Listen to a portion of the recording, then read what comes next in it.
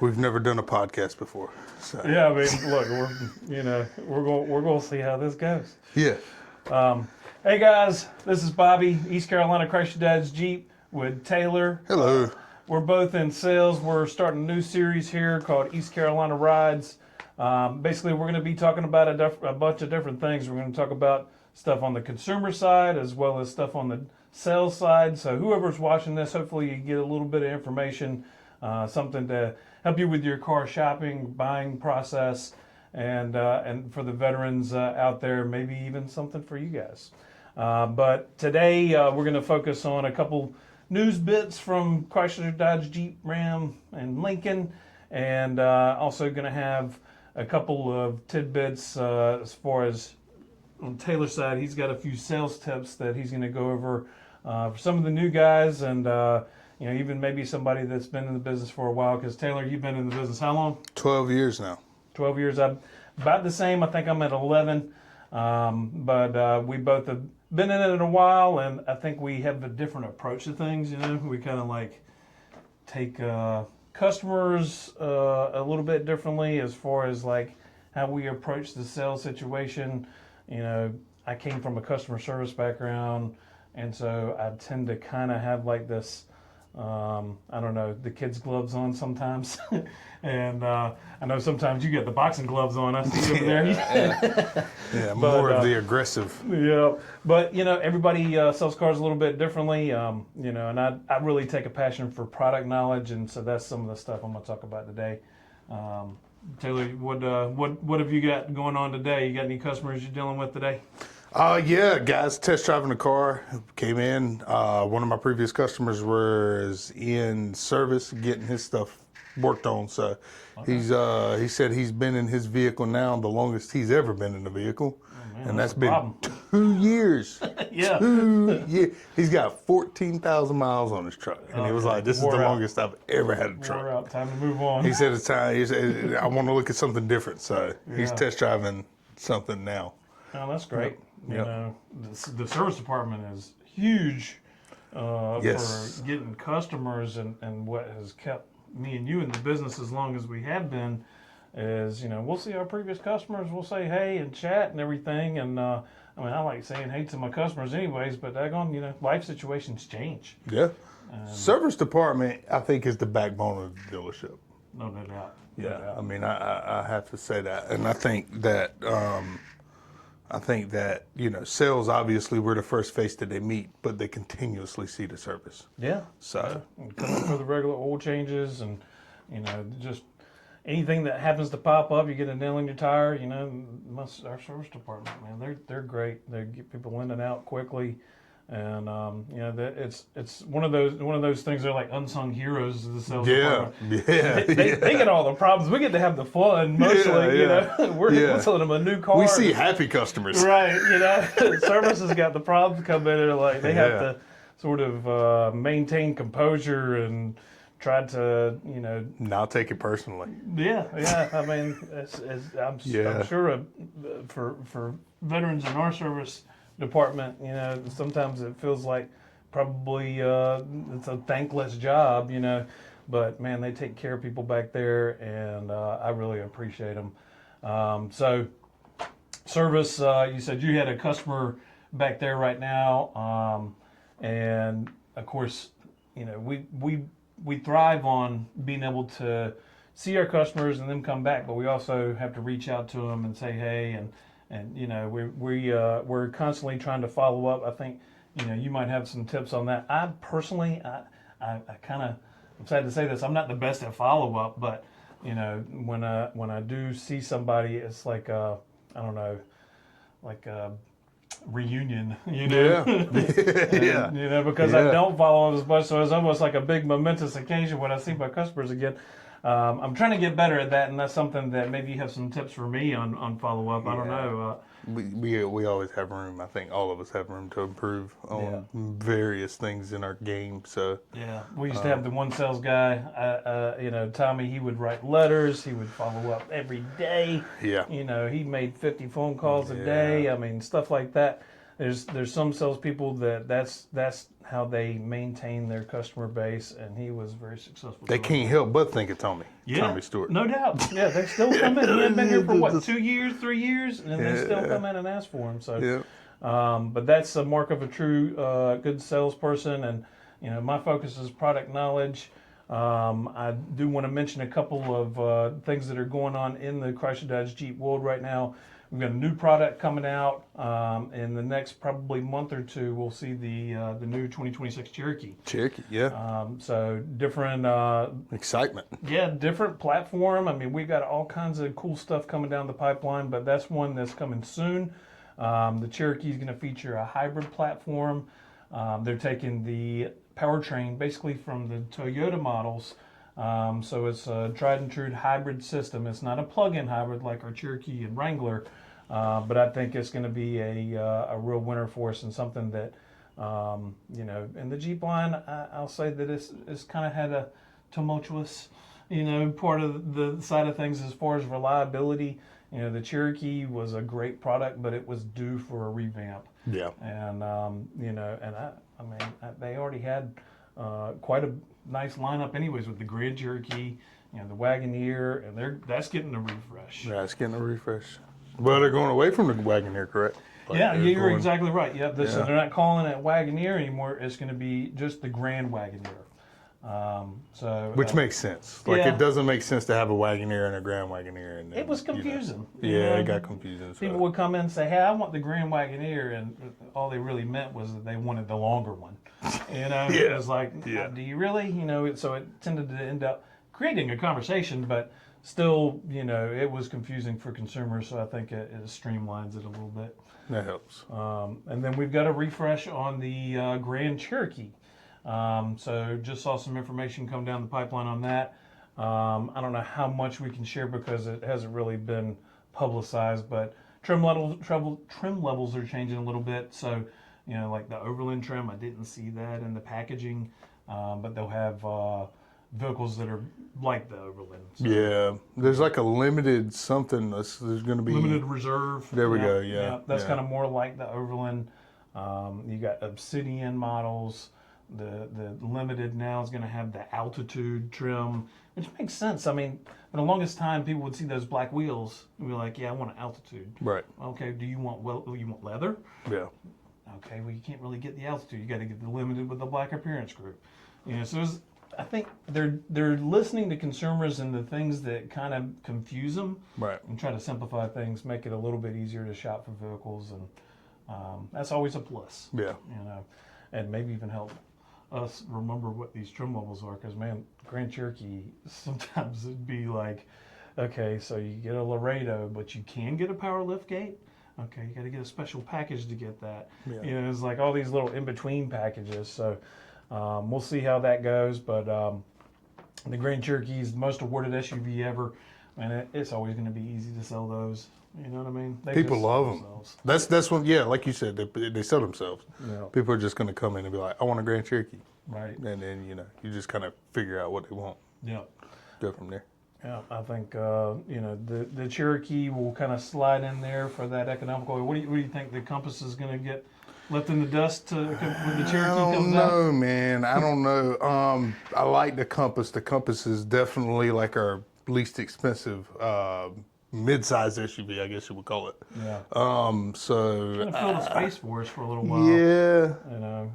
We don't have a lot of inexpensive vehicles, and that's kind of something that, as salespeople, we complain about it. Yeah. Because we used to have the Avenger. And the Chrysler 200, which was like a $20,000 vehicle that we sold for 15 or 14, and things have changed a lot, man. All of these features for that much, but now you get the Compass for 26. I think is what we're selling. Rebates, discounts. You can be pretty close to that 26 mark if you go with the Latitude, and then I'm constantly trying to find ways to make things work for customers. If they got negative equity, meaning they owe more than their car is worth, which is common, what, 80%, something like that, of people on the road, Especially today. negative equity. Yeah. I mean, if you bought something in the days of COVID, you probably still got negative equity. Oh, yeah. Things were just high back then. So we are seeing the market kind of ease down a little bit. And then also the change that I think a lot of people were ready for is that electrification's kind of backing down a little bit. Yeah. Our product lines going away from it, not going away entirely. I'm hoping to hear more news about the 4xe. Yeah. I haven't heard anything this year about the 4xe. It was really popular. The Wrangler 4xe was our best-selling For a while. hybrid. Yeah. Man, which is a surprise because I thought that would be dead in the water. And the Grand Cherokee would sell more, but it was actually vice versa. Yeah. I mean, anytime we had a Grand Cherokee 4xe, our market's not really, susceptible, or not really like, they're not embracing it like some other markets might be. But the Wrangler 4xe, we sold those pretty quick. Yeah. And there's going to be some more hybrid technology to come out. Obviously, the Cherokee we just talked about, and then the Wagoneer. It's a late release. It's probably not going to be till next year, but they're coming out with the REEV, which is a range extending electric vehicle. Oh, yeah. So that's basically like, you remember the Ram Charger? They were talking about the Ram Charger coming out. I think that's still in the pipeline. There's been just a little bit of talk about it, but that's essentially the idea. Right. The Pentastar engine is the generator for the big battery platform. So you'll end up getting like 500 miles range and a ton of horsepower and torque because it's combining, the power of that battery and the Pentastar engine. So very little information out there. Stellantis just released it a week and a half, 2 weeks ago. Yeah. So Yeah. Still new. Always exciting stuff on the horizon, though. That's really what I kind of love about this business. The people are number one, though. Yeah. And retaining customers is tough, especially when you've got so many choices now. Everybody's making good stuff, and with us, I think we've had a really lucky turn of events with the Ram coming back with the Hemi. The Grand Cherokee kind of keeping things the way that it is. This refresh is not a major refresh. Right. People love the Wagoneer. We finally have a competitor to the Tahoe and the Expedition. What have your customers been saying about the Hemi? Have you heard much from your customers yet? They love the sound of the Hemi. They love that it's got that aggression back to it. That when you crank it up, it don't sound like a golf cart anymore. It sounds even better than it used to. Yeah. You start up one of the ones now, man. I was like, what? Yeah, This it sounds mean. it sounds amazing Yeah. for what it is. It almost like I'm a huge 3.0 liter Hurricane engine fan. Yeah. Like I love that engine. It is a great engine. But just because of that sound, Yeah. I'm like, That was one of the things that I think deterred a lot of people. They didn't hear it. They're used to a truck sounding like a truck. Yeah. And the 3.0 liter did not have the sound, but man, it had the power, Yeah. and it was more efficient. I mean, the numbers don't lie. Yeah. 420 horsepower, 469 pounds per foot of torque in the Hurricane, and then you had the high output. Yeah. Which the high output, man, I mean, you do have to use premium fuel, which granted, that much power, and you're paying a little bit more for the truck. I think most people were probably okay with that. But, you had to get into the limited, Yeah. the tungsten, Yeah. the high-end The trucks. RHO, Yeah, and the RHO, yeah. Yeah. And all those trucks, man, they're getting like sub 5 second 0 to 60 in a truck, which is crazy. Yeah. So Can't beat it. get on the highway, you ain't gonna have a problem making a pass. At all. At all. And the Hurricane and the Hemi, look, they ain't getting snubbed out there on the road either. No. So we've got an exciting truck line, which being a Ram guy, man, I'm excited. We have options. We're Yeah. not taking the Hurricane and throwing it in the trash. Thank It was God. Great engine. Motor Trend's, powertrain of the year. Was it JD Power? JD Power. Power, yeah. Powertrain of the year. And but speaking of vehicles of the year, and just to kind of remind people, we do sell Lincolns. Yeah. But the Lincoln Nautilus was the SUV of the year. One of the vehicle of the year, like it beat out everything. Yeah. I mean, and it is a great vehicle. It's got so many neat little things going on. Look, the Navigator kind of stole its thunder by putting that panoramic screen Man. inside, so it's Yeah. like they started this sort of trend with the Nautilus. Yeah. And, I've had some happy customers. It's a great feature. Great feature. Great riding vehicles. Yeah. They do sell a hybrid version of that vehicle as well. Yeah.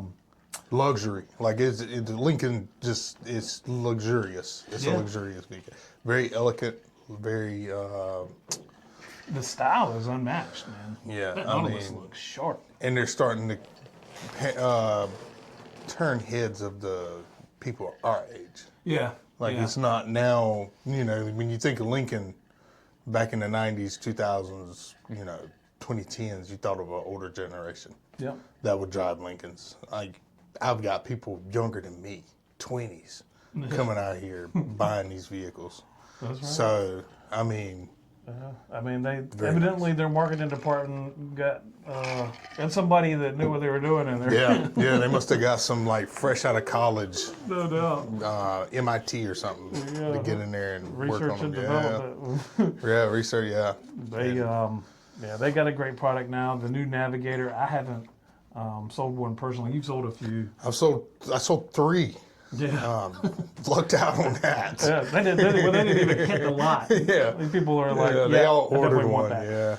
Yeah, it was all orders, special orders. I had to, but the cool thing is I got to drive one to Wilmington Oh wow. and deliver Okay. it. Yeah, to one of my Nice. customers. So know that that. was interesting because I got to try out the Blue Cruise. Yeah. That is a cool feature. Yeah, so it drove It even works in town a little bit, but a on the little, highway, very little compared to what it did on the highway. Because you get on the highway, and when I say highway, I mean roads that it can do it on. It's only Yeah. certain roads. Right. Like 264 headed to Raleigh, it'll do it on that road. Right. Once you get off on the exit, like you're back driving again. You're back in control. But out on the highway, like you just set your cruise control, take your hands off the wheels, and just sit back. And then if you want to pass somebody, you just touch the turn signal, and it'll pass them for you. Yeah. Yeah. That's really amazing. cool. I mean, that's to me. You still have some control, and obviously you got to keep your eyes on the road. It's got a little eye tracker. Yeah. You It can't just did be not, like sitting yeah. there like reading a piece of paper like, oh yeah, I got to be driving. Yeah, no, I didn't do Yeah. that. Yeah. But yeah, I mean it's in a way come to our Chrysler Dodge Jeep line. We've got a autonomous level 2. We haven't quite got to the autonomous level 3. Where you kind of like closer to autopilot. But me personally, I don't know. I still obviously I want to have control, but being able to relax on a really long trip, That's a great feature. Yeah. Like it's and they are really customer centric with Lincoln. I didn't really fall into the trap by the name and the words and everything, but when I experienced it, the Rejuvenate, oh yeah, that was man. cool, Yeah, man. the Rejuvenate's a great feature. I It practiced lays the that a seat lot. back. I mean, Yeah. you're just sitting there for your little 5 to 10 minute break, at the end of your lunch or the beginning of your lunch, and they added a new screen too. So evidently they're bringing in updates for that. okay. So Mystic Forest, I think, is the new. Oh one that yeah, they added. yeah. Okay. So Okay. they're doing like incremental things. They're not just leaving the product the way it is. They're constantly keeping things up to date, and that just shows that they're central on the customer experience. They want to make it feel like you're entering a spa. Right. You know what I mean? Yeah. So that's what electric vehicles should be like, I think. And our trucks have kind of gone that route too. Yeah. You get into our trucks now, and they got massage seats. You Yeah. got the capability for the passenger have their own display. Have you heard anybody ask about that? Anybody talk about that? Say they're using it or anything? The passenger side display? Not Yeah. really. Not much. I haven't heard anybody say much about it, but I mean, it is a cool feature. I mean, the Ram 1500. I think somebody and I don't remember who, but maybe a year ago or maybe even 2 years ago, I remember people saying that it was even more luxurious than like a BMW or Mercedes. Yeah, yeah. When they yeah. it ranked higher than the luxury segment Yeah. for its interior Luxury. design. So Yeah, the Limited was it is immaculate. Like it is. yeah. Oh my goodness. And they didn't stop. When Yeah. they came out with these 2025s, they stepped it up. Yeah. They added that massage seat function. They added the upgraded leather, the Palermo leather, that you find in our highest trim level Wagoneers and Grand Cherokees. And so they ultimately, I don't think they'll ever add a luxury line to the Chrysler Dodge Jeep. Like Ford's is Lincoln and Lexus's, Toyota's. I think they're just going to integrate it, kind of like they did the Grand Wagoneer. Mm-hmm. Like that Grand Wagoneer meant luxury, is Yeah. what it meant. Like that was our Lincoln Navigator or our GMC Denali, for the most part. So. Yeah, I think we'll continue to see an evolution of the product lines, but for now that'll kind of cover us on the news side of things. I mean, there's always exciting stuff coming on. Our next episode, we'll talk about some other stuff that's going on, but that's kind of what's been big lately. Of course, if you watch this and you have any questions, anything that you need details about, I might have to do a little research. But we'll find out. We'll feature it in the next episode.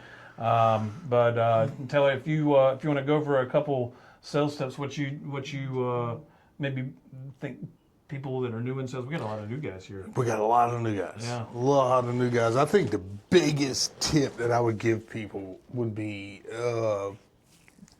starting out, especially, be honest with your customer. Oh, absolutely. Transparency. I think that's the biggest thing. I think people miss out on that. We've had so many people that would just promise their customers the world and, give them this unrealistic expectation of what they were going to be getting out of their, service or whatever. And then, 6 months later down the road, that person's gone.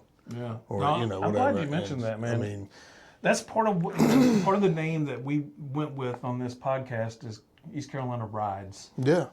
And we focus on our values, which first R is for relationship, I for integrity, which that's paramount. Yeah. And then we got to have discipline that comes to any kind of job, and this is more of a career than a job. So I think Bobby is the most disciplined person at this dealership, and I'm saying that with all sincerity. I like this guy is just, as far as discipline goes. I'm gonna try not to blush. He's no, I appreciate it. Too. Here at 8:15, probably even earlier than that. I don't know because I don't get here till 8:35. Well, all the way up until I started telling you I was going to get here at 7:15. Yeah. I've been great at showing up on time. Yeah, getting here that hour extra early though. That's a little bit tricky. I got to work on that discipline. Yeah, that's a trick. Trick to the trade. And then the last one is excellence. And I think if you do those other things, excellence is just going to follow. Yeah, oh yeah, definitely. But relationship too is another thing I think. Absolutely. Like customers, and just finding something relatable with the customer, just goes a long way. I think it took me about a year into the car business when I realized that if this customer laughs, if I get them to laugh, that breaks down the biggest wall with this customer. Absolutely. Like it just, because that's my favorite part of the car business. I'm Yeah. gonna chat with a person, and look, obviously I want to sell them a car, but the most important thing to me is building a relationship. Because look, even if they don't buy a car right then, they might come back. yeah, look, a year, 2 years later, they come back, they see me, they remember me, and things have changed. Yeah. Suddenly they got, they got money in their pocket, or their credit situation's gotten better. They might have just totaled their vehicle, had a ton of negative equity.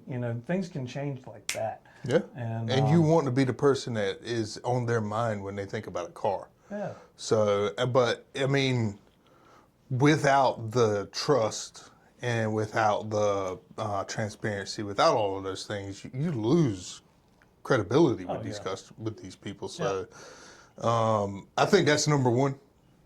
Obviously, like the sales process is there. You can't reinvent the wheel. That's Oh, you're yeah. just not going to do it. Yeah. It's going to be the same process that it's been for the past Road to the since Model T came out. Yeah. They produced the Model T and then they produced the sales process Yeah. right behind it. No It doubt. was like right there with it. Probably the sales process selling a horse. Yeah, You know yeah, what I well, mean? yeah. Who knows? You know, It might have been been a- the same for that too. been a Yeah. long time thing, and it's just a matter of really saving somebody time and the salesperson's time too. Yeah. You follow a process as a part of being disciplined. You do that, and you end up just saving yourself headaches, the customer headaches, and it's just a better experience. Yeah, man, a lot better experience. Yeah, so I think that would be the biggest tip for today, for all the new guys out there. If you're thinking about getting into the car business, like just be a straight up person, stand up guy. Be honest with the people. Don't promise them 100 oil changes. Unless you're paying for it out of your Unless pocket. you're paying for it out of your pocket. look, I like, mean- yeah, don't promise some crazy stuff or stuff like that. So I think that's a good first tip Yeah. for a debut podcast. This is bringing up my Earl's Pearls of Wisdom. He Okay. said something in a meeting the other day, and he said, the customer doesn't care how much you know. The customer wants to know that you care. Great stuff. That was great, isn't Great it? stuff. When Earl said that, I was like, man, that's got to go on the podcast, bro. yeah, Earl. Earl is a longtime veteran and just an all-around really, really cool guy. And He's been here for 7-8 years, ain't he? yeah, just about as long as us, man. And he started later in life, but he's got such a great personality. He will tell you everything you want to know about musicians from his era. Man. Good Yeah. gracious, Yeah. Earl, we love you, And can man. jam out. Too. Can He jam. is. He's a great musician. Oh my goodness. We're both musicians, and maybe 12 or 15 podcasts later, we'll break out the Yeah, guitars. there we go. Yeah, we'll wait on that. We'll wait on that. Yeah, Yeah. that'll be a special edition, uncut. Yeah. But guys, thank you so much for watching. We hope to see you next week. Taylor, if you got anything to say before we go, No. I hope that you think of us when you're coming to shop for a car. Taylor and me sit out right in the main showroom, but if you ask for Bobby or Taylor in sales, we'll take great care of you. And just remember, East Carolina Chrysler Dodge Jeep has your back. Y'all have a great day. Have a good one, guys.